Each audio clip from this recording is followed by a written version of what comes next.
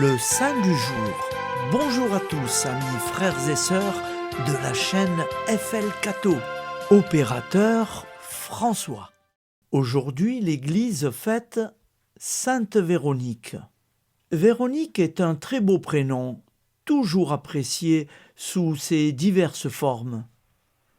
Le nom grec Béronike, avec un B, est devenu Véronica en Normandie, puis Vénice, et aujourd'hui Vanessa. Le sens initial du nom grec est vraie image, véritable icône. On retrouve Sainte Véronique dans un récit apocryphe des premiers siècles, les Actes de Pilate, dont le noyau peut être considéré comme fiable. Véronique serait cette femme malade, incurable, qui est mentionnée dans l'évangile de Marc, chapitre 5. En Galilée, souffrant d'hémorragie depuis 12 ans, elle s'approche de Jésus, touche la frange de son vêtement et, à l'instant, le flux de sang s'arrête. Puis, selon une ancienne tradition de Jérusalem, elle serait cette même femme marquée pour toujours par la rencontre du Sauveur.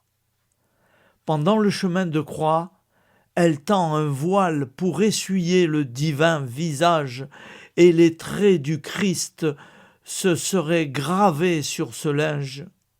Évangile selon saint Luc 22.28. La légende populaire s'est emparée de cette tradition constante. Cette femme pleine de gratitude envers Jésus aurait épousé Zachée, le publicain converti à Jéricho. Avec lui, Véronique serait venue porter l'évangile en Gaule, en Aquitaine. On a conservé des traces de leur culte multiséculaire à Bordeaux, Soulac et aussi Rocamadour. Bref, restons que Véronique a reçu son nom d'un geste de compassion envers Jésus le serviteur, livré, portant la croix au calvaire.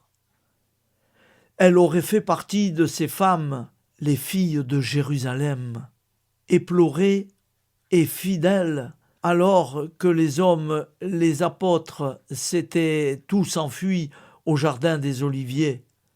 Marc 14.50. Le geste typiquement féminin et maternel attribué à Véronique a certainement été accompli par ces femmes, soulageant le visage ineffable qui n'avait même plus figure humaine.